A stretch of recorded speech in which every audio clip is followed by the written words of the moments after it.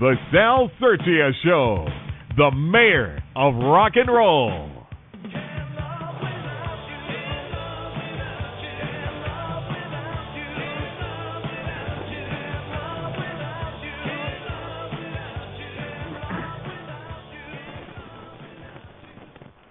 Hey, folks. I hope you can hear me. I'm getting a little static on my end. I don't know why, but I'm hoping I'm clear over there. This is you sound episode... pretty good. I sound pretty good, Joanne? Yeah, you're sounding pretty good, Sal. All right. I guess it must be on my end. Is there any echo or anything going on? No, not so far. It's gone, so we're okay. I mean, you Well, sound great. All right. As long as I sound great, that's all right with me. Well, we got another special great guest tonight. He's an actor, and forget about it. He does all kinds of stuff. I didn't even cue myself up here. We got Bill Sorvino tonight, who's an actor, and he also the award-winning actor, and he's been doing tons of stuff. He's got his own what do you call that? The acting festival going on and all that kind of stuff. I got a little thrown off. I wasn't prepared too well because we were having technical difficulties a few minutes ago, so my brain got a little fried here, so I can't even think straight. But anyway, we got a great show. Joanne, what's happening? How do I sound, all right? You sound like a long-haired goose. I sound like a long-haired goose. Well, as long as I sound like a long-haired goose, and it's not all staticky, I don't know what the static is on my side. I have no idea, but you sounded good to me, so there you go. And all right. You were talking about Bill Sorvino, and I was going to chime in and say that he's a fellow New Jersey guy, born in Jersey City, New Jersey. So that's right. pretty cool. Yeah. Oh, and you're from Jersey too, right, Joanne? I'm in Flemington, New Jersey. So so I got know about Jersey competition. City. Yeah. So it looks like I have competition tonight. Yep, you got it. Can you guys hear me? I'm a New Yorker, man. I got to take a step back tonight because I got the Jersey crew after me. Way back. You know what? Bill is on the phone. Hi, Bill. Hi. Brother Bill. Oh, hey. Sal, Bill, how does everything sound? What? Does everything sound okay to you? It sounds pretty good, not bad. A little static, but not too bad.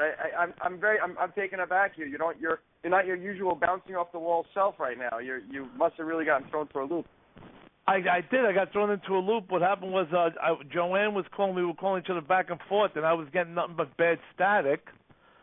And I got nervous because it was only 30 seconds left. I said, "Oh my God, I can't do a show with all the static." And I still hear a bit of it, but I'm moving the phone around. I don't know what it is. Just a bad connection tonight, and this usually never happens. But we're connected now, and so you know what? It sounds like it's going to be a great show. Yes, I am so sorry, Bill, because I wanted to do a whole great introduction and the usual way I always do it, and I just got I guess we all called in the last minute kind of thing. Joanne had a little problem too on the other side. She usually calls me at 10:02, but this time I called Joanne. I said, "Joanne, where are you?" So she had a little problems over there as well. What was it, Joanne? You were having some technical problems in the studio? Yeah, just some small technical problems. So it's all gone, and we've got Bill. So here we go. All right, Brother Bill, man. Let's start from the beginning here. Yes, tell us. We've probably got a ton of people listening. All your fans are out there. Give us a little rundown. Tell the world out there. How old were you when you wanted to become an actor? And of course, your relatives are all actors, so it's very easy to want to do the same thing. Well, I was dancing and singing on the dining room table when I was 5. I remember that. Maybe even younger, 3 or 4. I would like to sing like Popeye, and I used to sing whatever local, the current song that was out or whatever for my family, and they got a big kick out of it. And I thought that I was so great, but I guess it was just my mother telling me how great I was. So, but anyway, moving forward from there, I was a musician, Sal. We talked about this the other day. I was a musician really my whole young life. I was a musician. I sang in bands. I was always a lead singer and, guitarist and that kind of stuff, singer-songwriter. And I got signed to a small independent record label, after a time, and we recorded some good stuff, but it didn't go anywhere. And then I finally had enough. And what happened was my uncle and Mira and the whole family. Mira, I think she was just starting a family as I was, and my uncle, and we were all spending the whole weekend down here at the Jersey Shore at our house, and they were in from LA and that kind of stuff. So my uncle was schooling Chris, Mira's husband, about some acting technique for an audition he was coming up to, and it just hit me. I'm like, I switched from music into acting right at that moment. It just hit me for some reason. That moment, after all those years of hearing my uncle talk about acting, it hit me that moment. It was also my daughter was just a baby, and something about having this beautiful little creature to have to show the world properly made me feel like it must have been the thing that was meant for me, and it took till that moment to really get it. Because before that, I was always at the music, and my uncle and Mira would be like, "Oh, why don't you act?" I'm like, "No, I'm a musician. I love singing and writing and all that stuff." So that's where that started, acting. Wow. Yeah. So and as a musician, even me, I was always with music too, and when I hit 40, I realized, that's when I got into acting. How old were you when you realized that the music business is not happening? Pushing my late 20s. I was kind of like, what, this is the young man's game. So wow. Yeah. And you know what? You kind of stopped pretty early, considering. I didn't think you would have say your 20s. I figured maybe like me. Well, you're much younger than me, I'm sure. But I was thinking that, because even me, I was still running around doing music till 40. I'm still doing music and writing songs for the younger singers and all that. But in terms of band-wise and out there trying to get a record deal and all that, I gave it up at 40 because I had nobody to give me the time of day at that age, So you actually quit much sooner than me.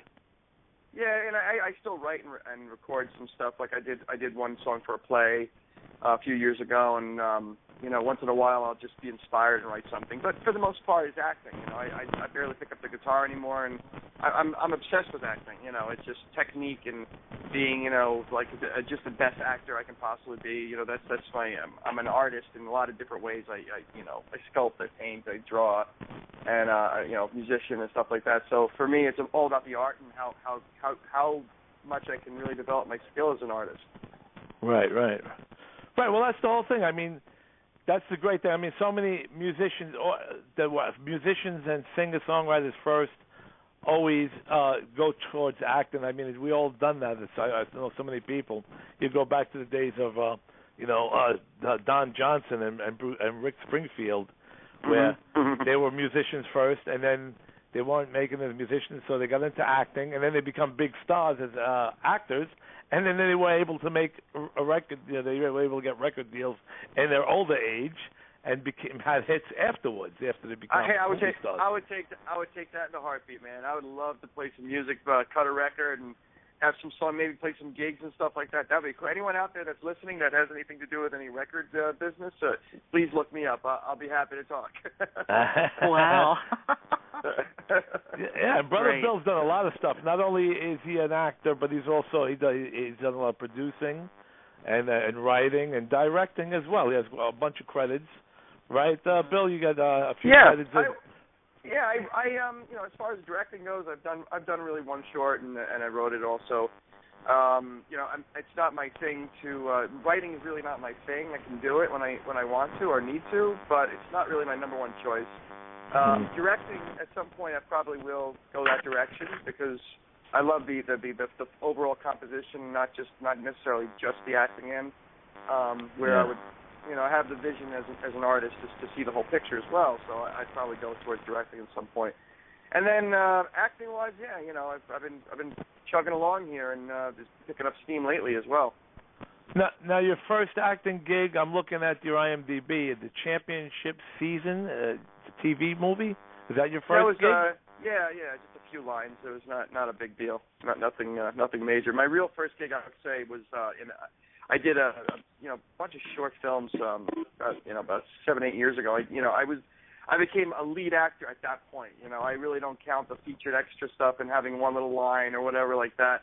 The real gig came when I started doing a few short films and then some feature film work, where I was, out there with the, more the big boys and, carrying the film and stuff like that. That's really where, my heart lies. I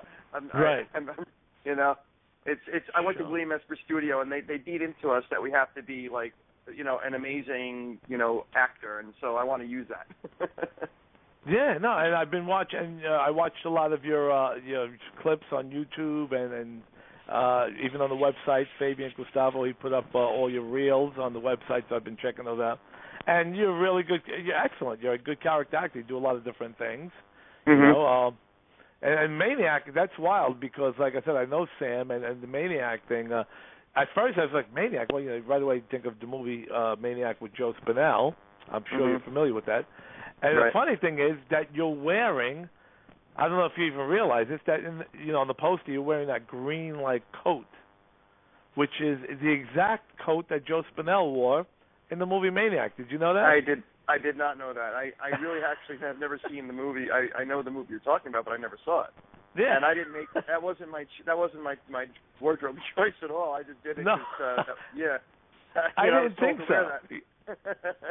I wonder if Sam had the thing going on with the name Maniac, and plus he was a big Joe Spinell fan. I know that, and he probably wanted you to wear that green jacket, even though it was not the same concept at all. I mean Maniac, the one with Joe Spinell, is a gore slasher horror movie.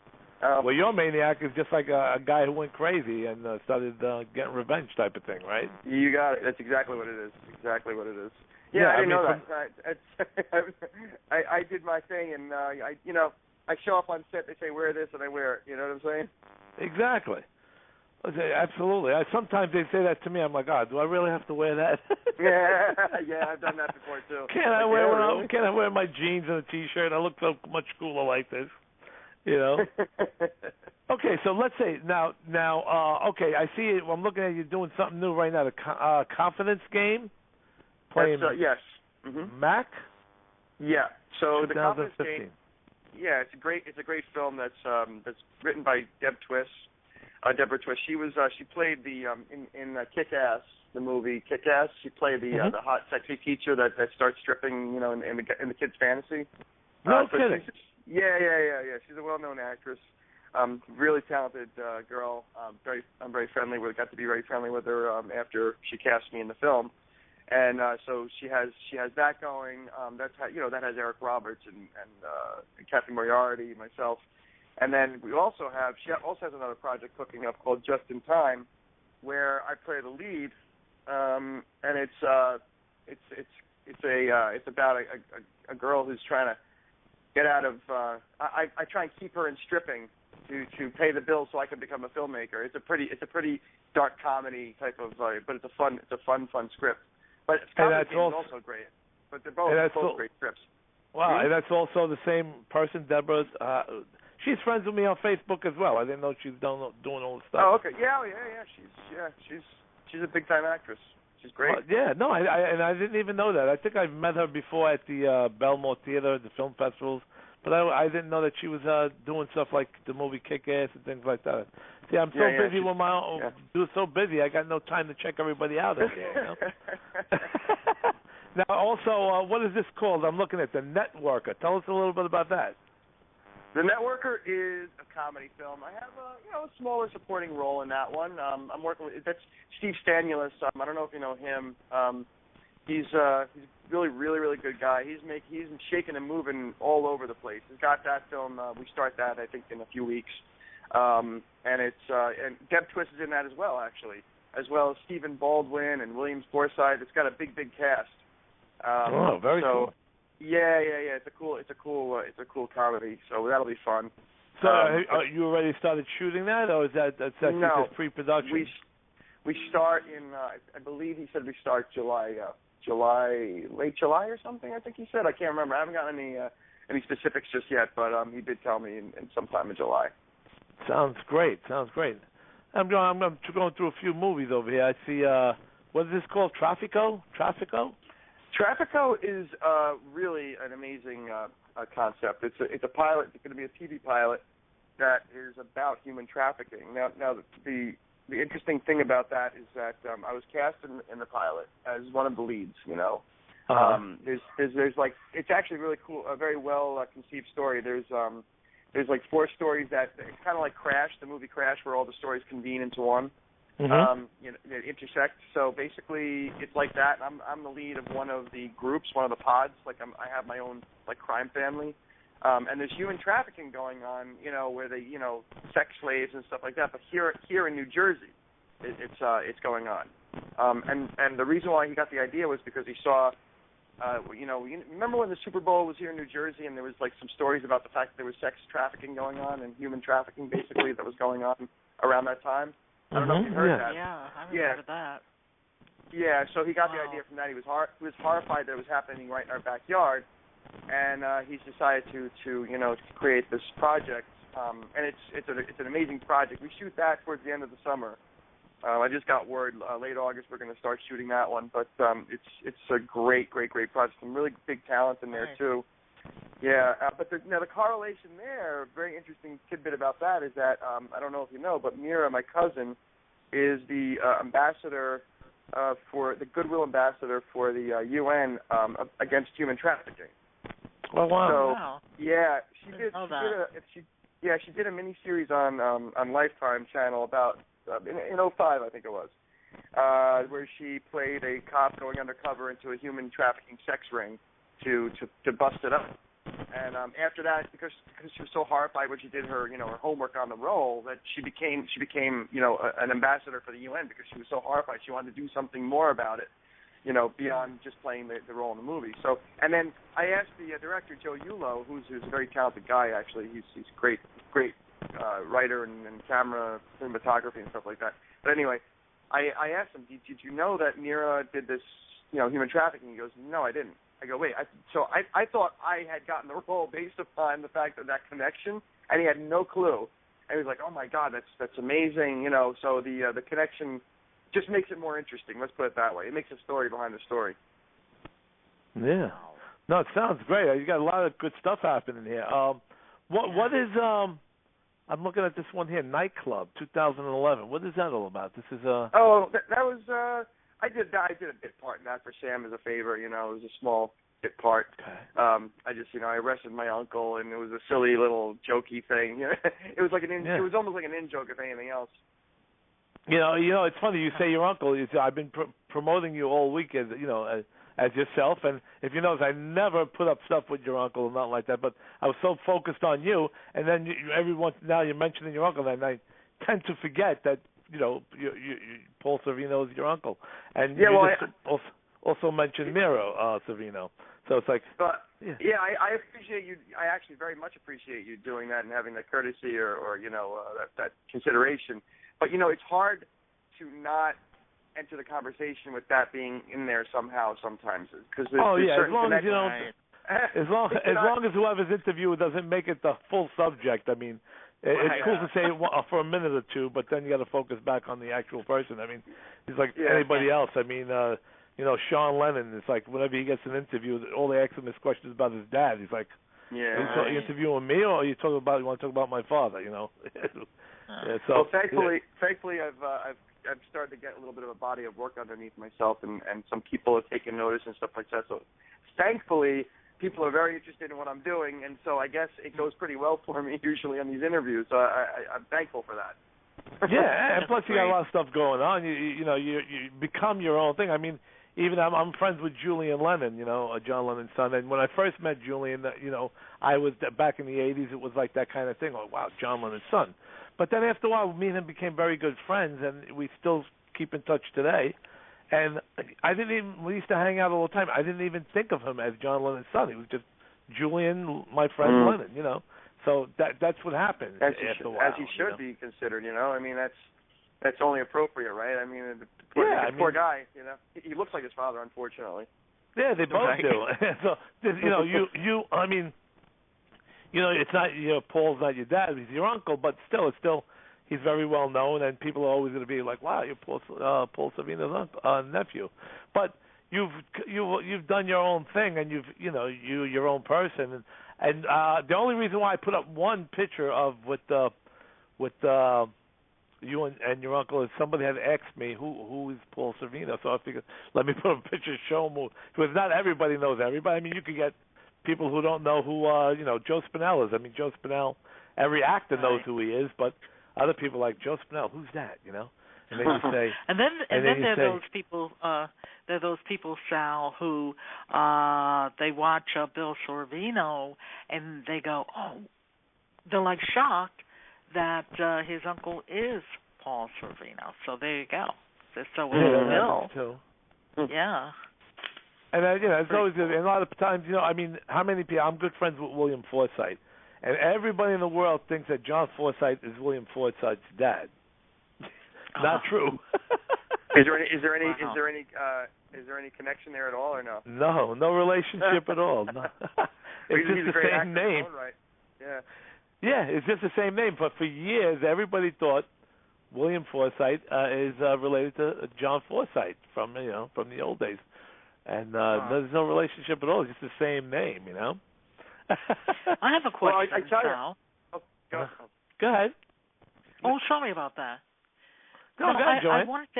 I wanted to ask Bill about his process of being an actor. What is that process like? Because everybody has their own thing, how they approach a character. Some people, they say, oh, it's no sweat. I just walk in and say the lines and whatever. And then there are other people who prepare, and everybody's got their own thing of how they approach a character or what that means to them. How do you approach a character, or what do you do in preparation? Yeah, that's an interesting question. I could go on about this all day long, actually. So I think you touched on perhaps a time killer here. But for me, I like I said before, I trained at William Esper Studio, and it's Meisner technique, and William Esper trained directly with Sandy Meisner. So I follow Meisner technique pretty closely with all of my roles.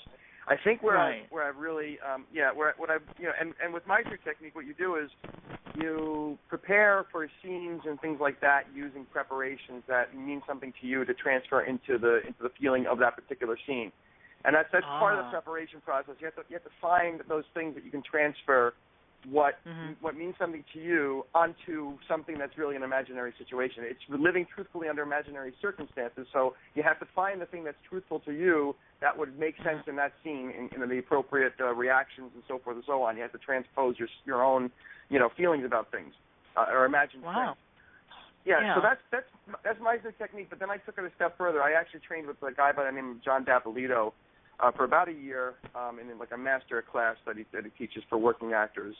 After I had gone to William Esper Studio, and he gets you to really dig deeper and find the characters and become more at one with who this person is that you're trying to portray, at the same time as using Meisner technique. So for me, for instance, when I was preparing for Maniac, it was a very disturbing role, to say the very least. My daughter dies at the hands of a doctor, so I would go for long walks, listening to very dark music, imagining my daughter dying at the hands of, and I have a daughter who's she's 8 years old, so at the time she was 7, so it's a very touchy subject. So I would be imagining this stuff happening and imagining this bad guy, and then as I came to the role, I spent about a month, and I had nightmares leading up to the role every night. Nightmares for a month and a half straight. Yeah. Then we you really immersed into the role. I mean, you really took it on. Wow. Well, I take every role like that. It just so happened to be a dark role, so it needed a little bit more than a role that's lighter. Like, for instance, I did a film called Mommy's Box, a feature film that I was one of the leads in earlier this year, and it was a lighter role that I was able to use basic Meisner technique and not so much of that immersion stuff, because the character was an Italian guy who likes to work out a lot at the gym, and and he's lighthearted, but he's deep below the surface. That's me. I mean, I almost played myself, but I was able to use Meisner technique to get those moments across that weren't really my own life, to be truthful. So there's different ways to approach each character. One is immersive, one is a little bit lighter, but you always want to fall back on your Meisner technique, which is the foundation, or if you're a method actor or whatever. But the point is, you need that really foundation of technique. Sorry if I went on too long. You're considered a method actor. You're a method actor? No. No. I'm a Meisner. Right. Oh, okay, Meisner actor. Two entirely different I always like schools to of hear thought, that. yeah. I always like to hear the different stories of different actors and how they approach, a role. All of it's so interesting and so different, so nice. You guys are pretty deep because those two words that you guys just mentioned, I don't even know what you're talking about. Well, how do you approach your role, Sal? You're into acting. How do I approach? Well, I memorize my lines.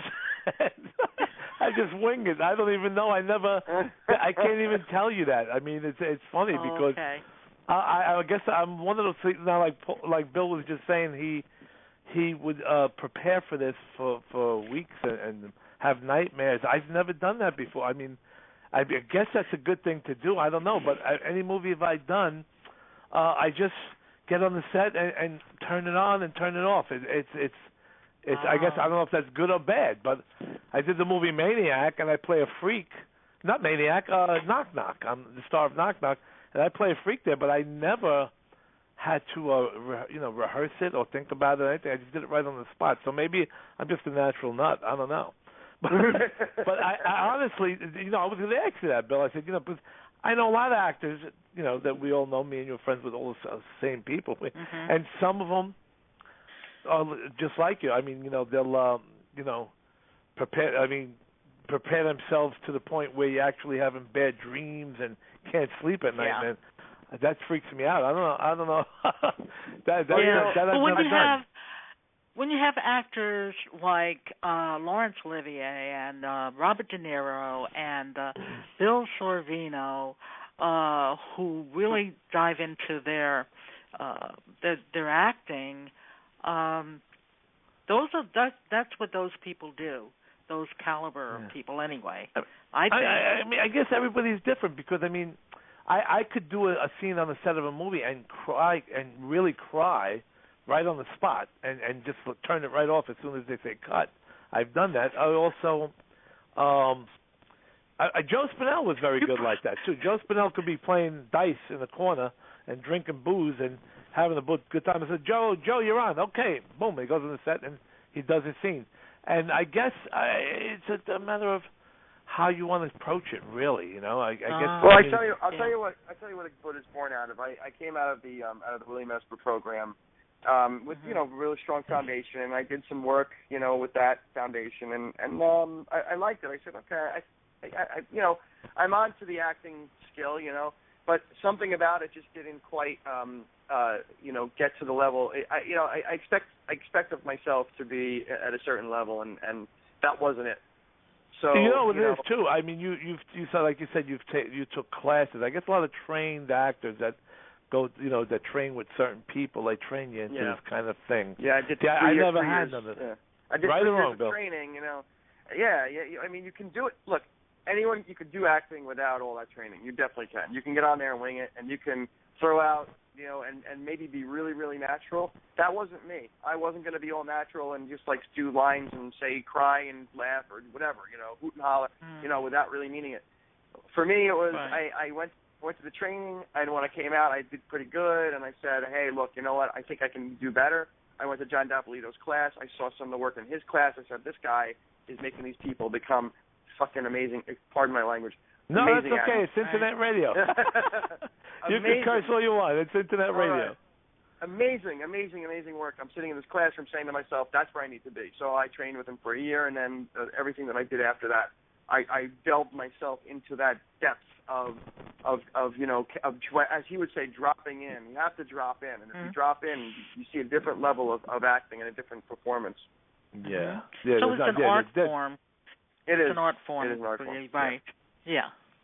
It's exactly. I mean, acting is also just like music. I mean, you get people who could naturally play, know how to tune a guitar without even using a tuner, and then you get the people who can't jam with somebody. It's all different. So I think acting is the same kind of thing in a lot of ways. It's like, you get an actor who comes on the set and I'm trying to make a point, and I'm losing myself. I'm going too many different directions. I know where you're going with that, but I beg to differ, because I feel there's acting and then there's acting.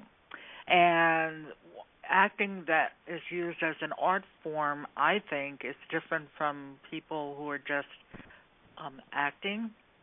So what I'm trying to say is to go to the theater, and sit down and watch a movie and have an actor on the screen take you from one level to another level through his motion or his acting. To me, that's acting, and not just turning it on and off. It's the actor actually being real, being that character. But I mean, turning it on and off is only while you're shooting the scene, and when you turn it on, you're doing a great job, and when you turn it off, it's like some people got to stay in character for like.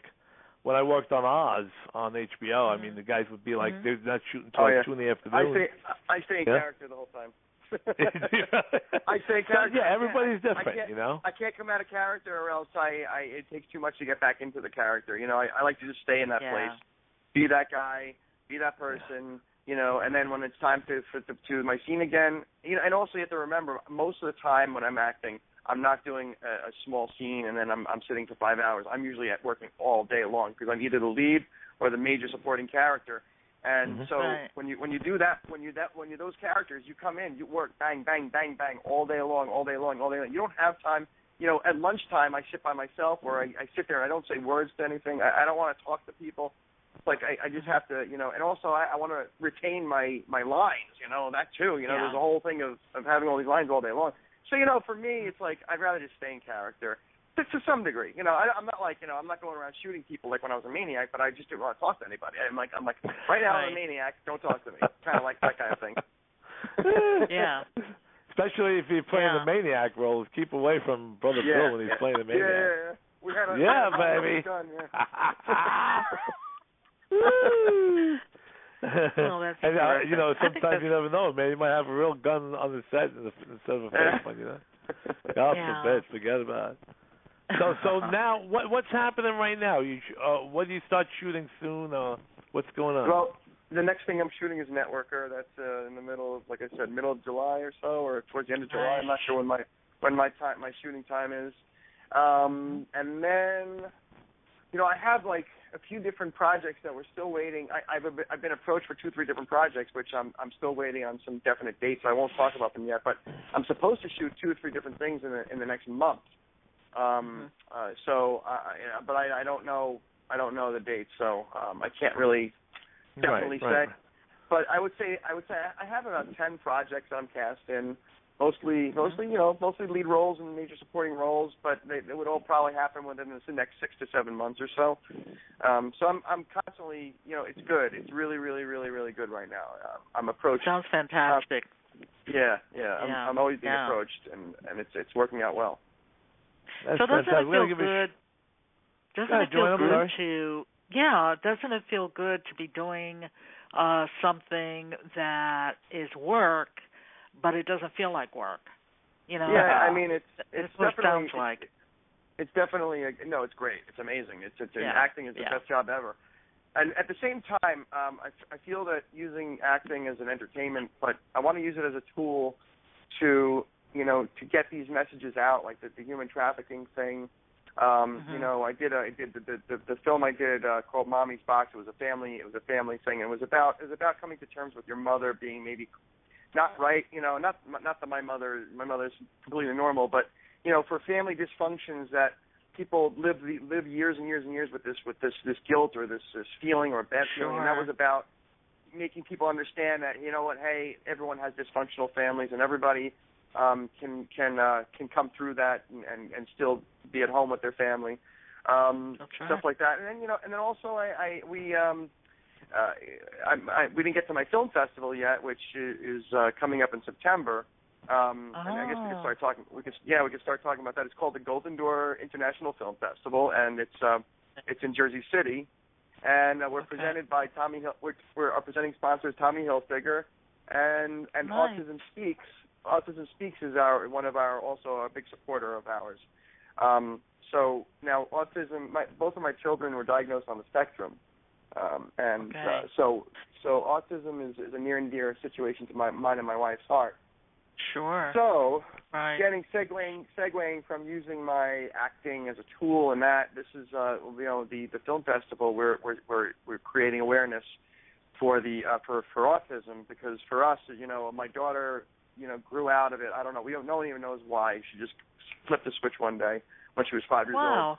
And my son is little by little also going the same direction. So we're hoping that everything goes back to whatever. But at the same time, we understand, and we have lots of friends that have children, because we have our group of friends where we live, are all from the same class with the special needs kids. So basically, our film festival now is dedicated to raising awareness about autism. We're hopefully going to have a film camp for high functioning autistic kids and adults, in conjunction with Joey Travolta. John Travolta's brother is a special ed teacher, Joey Travolta, and he has a film camp here in New Jersey that includes high-functioning autistic kids and adults for making films. So we're hoping to get something like that going with the film festival as well, in conjunction with him. So that's really nice. That's right. That's together. Different spin on a film festival. I've not heard about it. Have you, Sal? I think it's great. Well, it's a film festival. It's a normal film festival in terms of the fact that we take all the films, all genres. We have feature films, short films, documentaries, local films, all that kind of stuff. But we also we're focusing some. Our philanthropic arm of the film festival is dedicated to autism, and Autism Speaks, which is a huge nationwide organization, is really, really behind us doing it, and so it's an exciting time for us. And Tommy Hilfiger, the man himself, is going to be at the film festival, because he's presenting it. Very nice. That's fantastic. And we got to give a shout out to Mikey Struck out there. Mikey Struck is the man who put. Mike Struck, my man. My brother Mikey Struck put me and Bill together to do the show. He's the one who called me and said you should have Bill Sorvino on your show. That sounds good. Man. Good actor. He's a good actor too, man. I want to work with that guy again. We worked together on Mommy's Box. That's how we met. Oh, what'd you work on? What was it? It's called Mommy's Box. It's not up on IMDb yet, but it's called Mommy's Box, and he was in it with me. We worked together a little bit on that, and cool guy. I think we knew each other on Facebook, and then he shows up on set. I'm like Mike Struck. He goes, hey Bill, I'm like, what's this? How did this happen? He goes, oh. So we worked together, and he's a cool guy. He's a real cool guy. I think he knows my cousin Mira from way back when. He did some films, with her. Yes, he did. So yeah. Mike is a good guy. Yeah. We got to give a shout out to Fabian Gustavo, who's been doing all the stuff on the website and put all of Bill's great YouTube videos on this website and made all the pictures with the website thing on the bottom and all that stuff. Fabian's the man. He's out there in Panama, Bill. You believe it? And really? And he works on your website? Yeah, well, me and him have been friends for years. So we go back from like the late '70s and early '80s, and he's like a master of internet stuff, graphics and making websites. Cool. So he just brought him. One day all of a sudden he just out of the blue emailed me with this website, the Sal Sirchia Show, and he went nuts, completely nuts on me since. Oh, it's awesome. Great. But in a good way, nice. We can't complain about that. It's a great site. No, it's a great site. Now, what was I going to say? Now, we're going back to Mikey Struck. Was that the one where he gets shot? I mean, he showed me a clip of some movie that he just recently did. And no, not in the one I was in. Okay. Yeah, they put a firecracker on his shirt or something like that. Really? Oh, what do you call it? Do you ever have to do that, Bill? Do you ever have those, what do they call those things? Jesus Christ, what an actor I turned out to be. I can't even remember what they call because I never want to use them, those things that blow up on you like, what do they call them? No. What do they call them? I don't know. They have a name for them, when you get shot in the movie and they pop in it. No, yeah, squid? I've never had that. Is that what it's called? Squid? A fake bullet. We have a call. They do all that. We have a caller now. Yeah. Okay, who is it? Hello. Hi. Yeah. Who's there? Huh? This is Janet Russell, and I'm listening in on your show right now with Bill Sorvino. All right. Hey, Bill. How are you, honey? Good. We're happy to hear you on the show, and can't wait for the film festival. And I think what you're doing for the autistic children is fantastic. Oh, thank you. You know I'm always a supporter there. Actually, Yes. We're listening to it. Would you like to say hello to Anne-Marie? She's sitting right here. Oh, no, she I doesn't hear want it to interrupt you. repeating. Could you lower the Yeah, sound on your computer? You know what? Let me go in the other room. Right, yeah, right. Because it's repeating what we're you're saying. listening to you. Yes, I know. I should know better because I do the blog talk as well. Oh yes, boy. we're so proud of you. You're doing so much, and you're doing so much on your own. And I know Mira and your uncle Paul. I mean, I know they're great advocates. But what you're achieving is so wonderful on your own. You put so much love and life into everything you do, and you should be so proud of your gift because you're just so superb at what you do. Oh, thank really you, Janet, so much. And we just wanted to, give you a little shout out and listening and congratulations on everything. Did you guys ever meet before? Have you ever met before? Yeah, I know. Sure. Actually, I have a cable access show. Bill was on my show. Oh, what? Give your show a plug. What's the name of the show? Oh, well, Beyond the Unexplained. I'm out here on cable out in Long Island. I've actually got 3 shows, but, we had Bill on, and, of course, he's always got an open door to come on anytime he wants to, to promote anything that he does because he's so great at what he does, and he brings so much blessings to so many people. He's a wonderful, wonderful man. I know you're blushing now, Bill, but that's okay. Please. Brother Bill blushing. Yeah, but he's a good man. His wife's a sweetie, too.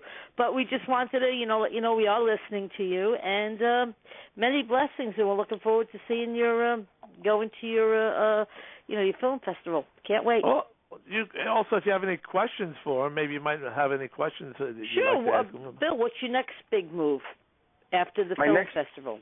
Oh, my next big move after the film. I don't know, Janet. You'd probably know better than me. I know. I'm a psychic. Are you really a psychic? Yes. Really? Yeah, I'm a medium. Yes, yeah, that's what I do for a living. Yeah, and when I met Bill, you could just pick up such good energy around him that he's real, he's honest, and he gives so many good things. And I just so love that he's paying it forward. That's the blessing. When you are blessed with a gift and you try to help others, paying it forward is the key to success. I truly believe that. That's right. Yeah, I truly believe that. But excited to go to the film festival, excited to, it's going to be a blessing, and can't wait to see, Michelle again and you again and the children again and just so many great things. Yes, and you do know, I will say it here, one day you will be walking up and getting an Oscar. So Oh my God. You're the first to hear it. It's going to happen. It's going to happen. So, but we're listening in, and we can't wait. And have a blessed night. And you guys are doing fantastic. Thank you so much. Send our love out. Janet. Okay, my dear. We're going to listen to the rest of it. Okay, take care. Thanks for calling. Oh, you're so welcome. Bye-bye, hon. Bye-bye. Mm-hmm. That was terrific. She's awesome. She sounds very familiar. I wonder if I've seen her on cable or something. The voice is very familiar. She does the cable show on it's Long Island. I don't know if you get Long Island cable or. Yeah, that's where I am. I'm in Long Island. I'm alone. Okay, it's on. She does a show. Her and Anne-Marie Davin do the Beyond the Unexplained together, and I was on the show back in November, December, or something like that. It was great. It was so fun. Yeah. Wow. Nice. Yeah. Like I said, they're the on voice. they're on all the time on cable access. Yeah. Now this when you have the film festival, how long does it last? Like 2 or 3 days? It's a 4-day film festival, and we have this major movie palace in Jersey City called the Lowe's. It was built in 1929. It's called the Landmark Lowe's now. It was built in 1929 as a movie palace, and it's something that. Yeah, it's something that you can't even imagine. It looks like I love those. It looks like a basilica in Italy or something. The way it looks like these like a grand old church. It's got 2-story lobby, and the lobby's huge. That's where we always have our opening night gala party, and then you go into a 2,000-seat theater with all the beautiful ornate decorations and carvings and paint and this and that. So it's an amazing venue, and we have it pretty much the whole weekend, and we do opening and closing galas there. And then we show films all around the city. And we have red carpet. We also have red carpet screenings at this small movie studio downtown Jersey City. So we have these red carpet events. Every night is a big red carpet event. Every night is a big after party. And we pretty much allow anyone to come in if they bought a ticket. We don't keep anyone out. It's like an open. Very nice. It's an open invitation. I mean, obviously, if you bought a ticket, that is. But but we love everyone to show up and have a great time and have a party and network. And it's all about networking too. It's a film festival for that reason, so people can, meet other colleagues. Yeah, maybe see a distributor there because distributors come. Agents come. All kinds of people come. So you wind up meeting people. Oh yeah, it's definitely great to network. I go to those all the time. Now, when you're having this, is there any of the films that you're in going to be playing that weekend? This year, every year I've been in a film that we play as a special screening. We don't judge it or anything. But this year, maybe I did a few things that might be ready to be shown as a special screening. We stick them in with whatever that makes sense to stick it in with because the people that make the films want to show them. And they're like, oh, can we show your film? I'm like, sure. It can't be judged. It can't win an award or anything, but if you want to show it, we'll show it.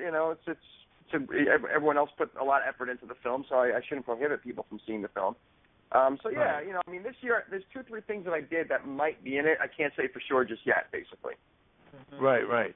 Now, now I've seen many. I've been to many of them as well. And does it matter? Do they have to always be new films, or could they be films that are a couple of years old that people never got to show?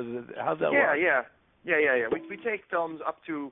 It depends on the situation. If something is, 2 to 3 years old, we still accept it. If it goes back 4 years or so, it starts to get a little bit, unless it's an amazing movie and it really didn't get legs for some strange reason, then yeah, we'll show it. It's case dependent, basically.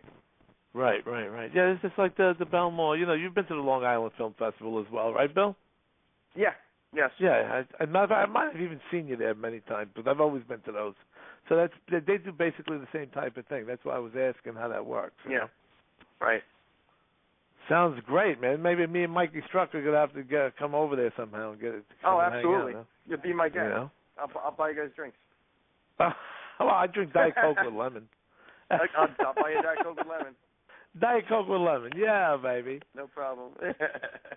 Joanne, got some questions for Brother Bill? Yeah. Well, you know what? I am so amazed. I'm a fan, and so I'm like kind of spellbound or whatever. I am so. Yeah, right. You know what it is? It's that I'm so fascinated by the process of acting and all this other stuff. I know what I wanted to ask you. I wanted to ask you about whether or not you're going to have a book coming out about your life or about the film industry or something like that. A book never even crossed my mind. Okay. I want to write a book. I really do. I've been talking to people about it. I mean, just like for everything, with the music, and not only music, just the growing up in East New York and all that kind of stuff, and the whole crazy world. Because I read Peter Criss's book from Kiss, and it reminded me so much of me. He grew up in Brooklyn, East New York as well. Well, not East New York, but in Brooklyn, and rough times and the gangs and all this kind of stuff. So there's a lot of craziness growing up, and then then the music and then the movies. So I would love to write a book. I mean, I could probably write 3 books with the stories I have. Hey, you know what? I asked you, Bill. The pictures when you collected the award with David Harris. Yes.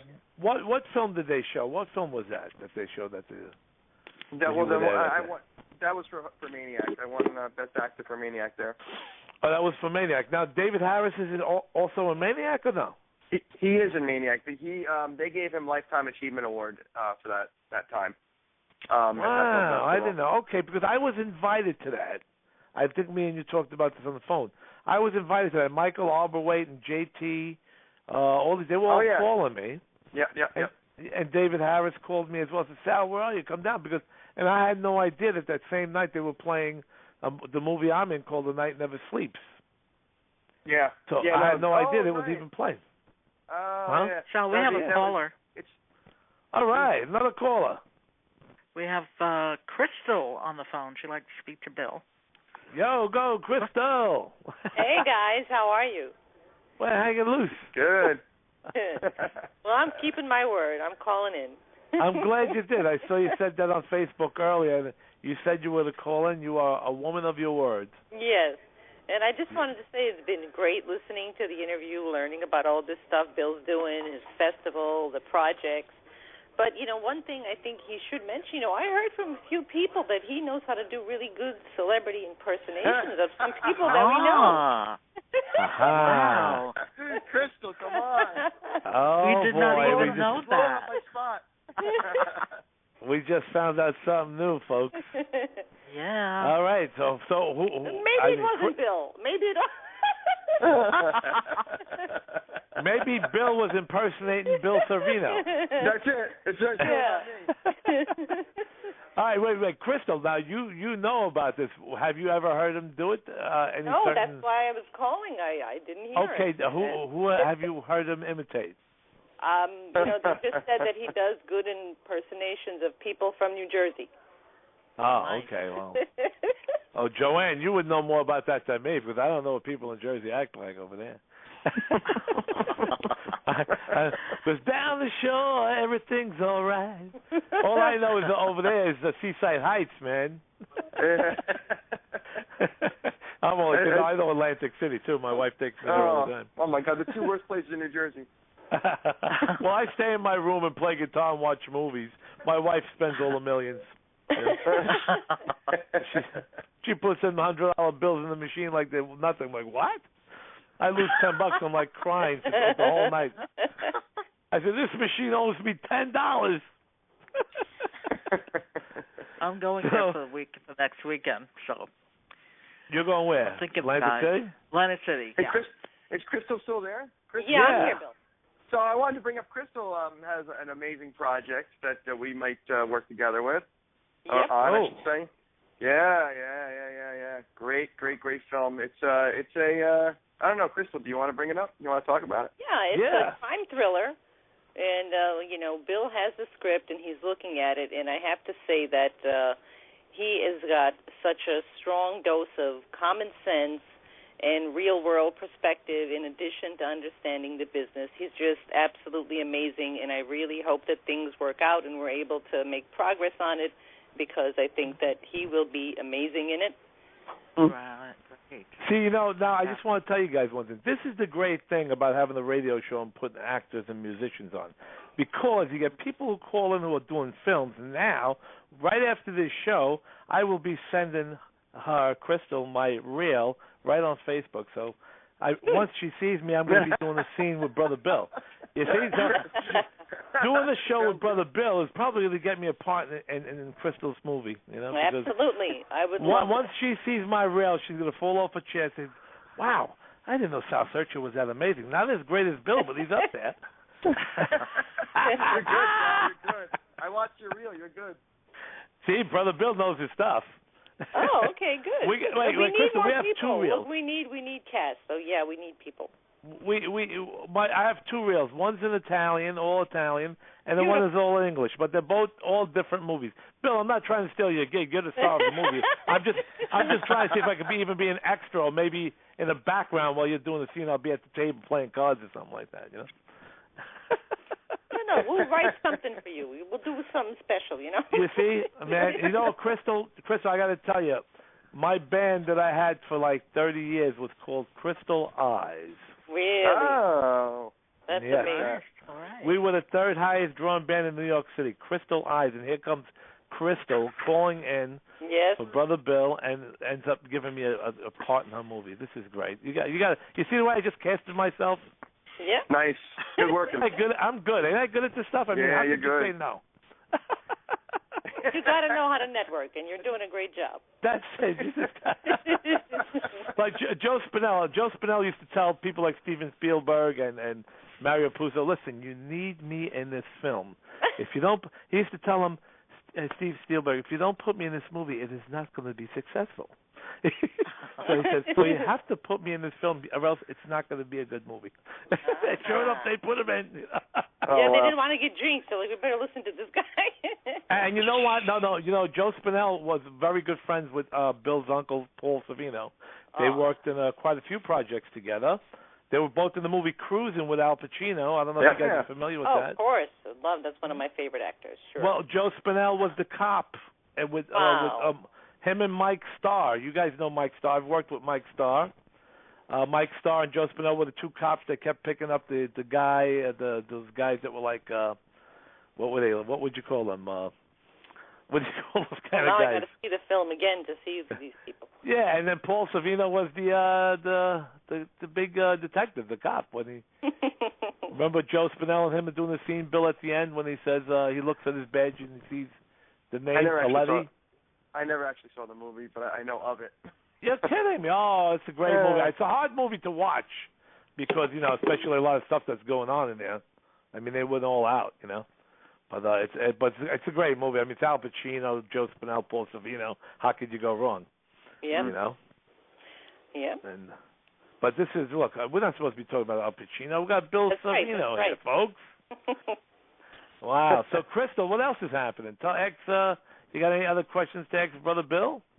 Well, yeah, I love hearing the stuff that he discussed about his festival and the venue, and that was very interesting. And I think that's I don't think people give enough credit to people who are running festivals. I think that I've known a few of them, and it's such a tremendous amount of work. So my question is, do you have anybody helping you, Bill? How do you handle all that? Oh, my God, we have about 20 people. Thank God. Good. It's not possible to do this by myself. There's so many moving parts. We're in our fourth year, so there's so many moving parts that we need people that are dedicated to fundraising, someone dedicated to event planning, someone dedicated to operations, someone dedicated to volunteer coordination. Yes, I mean, yes. there's someone in charge of lots of different areas. A lot of work. Yeah, and then promoting it is another part of it too. But I do a lot of the promoting. You know, we have a director of marketing. She's awesome, Tamara Taylander. But I know that naturally there's a lot of people out this way, New York, New Jersey, that know about it, and I think that's going to continue to grow. And everybody I talk to, when they see that it's going to be open for submissions, I get questions from friends like, "What about this and what about?" So people know about it. And it's cool because it's right across it's literally downtown Jersey City. Which I love. That's great. Minutes from Manhattan. That's absolutely right. A lot of festivals, we have a couple of little films in other festivals, and when they're far away, it's really hard for us to make it. Mm-hmm. You know. You could take the PATH train right from New York. Couple stops, you're at the venues. Exactly. It's really, really easy. Yep. It's closer to Brooklyn, for God's sakes. Mhm. I really can't believe how fast this hour went. I'm like blown away. I can't believe there's 2 minutes left to this show. Is that crazy or what? Well, then I better get off the phone. Let you guys. No, well, you can stay with us for the last 2 minutes, and we'll all say goodbye together. We'll all put up our hands and say ciao, everybody.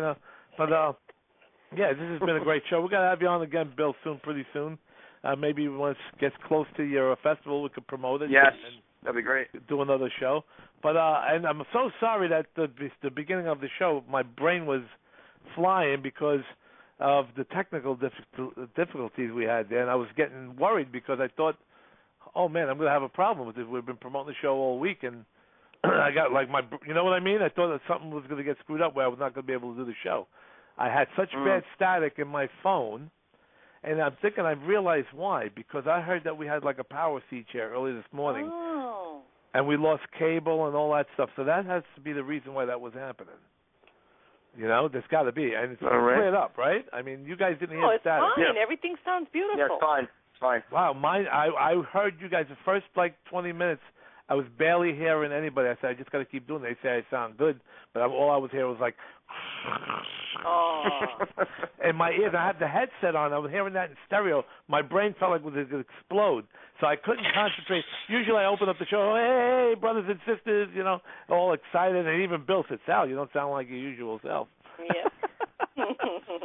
All right, so, Bill, you want to give a shout-out to anybody? We got 1 minute. Shout-out to everybody, and then we're going to call it a night. To my wife, Michelle Sorvino, who I love dearly, and to the whole board of the film festival. You know, we've got Paul Nielsen, who I'm doing a bunch of projects with. I forgot to mention him. I'm doing like 3 or 4 projects with Paul Nielsen, this great writer, and he's putting together some projects for us. You know, gosh, I don't know. I can't think off the top of my head like this. You threw me for a loop. Yeah, okay. Well, just like I see what happened. I started the show that way, and you ended it that way. I'm kidding. I'm only kidding. All right, this has been the Sal Sirchia Show with my guest, Bill Sorvino, and my co-host, Joanne Baby, and Crystal Babe called in. And who called in before as well? Susan, that was it? Janet. Janet Russell. That's right. Thank you, Janet. Thank you, everybody. This has been Sal Sirchia. Till next time, we'll talk to you again. Cheers, folks. Thank you for listening.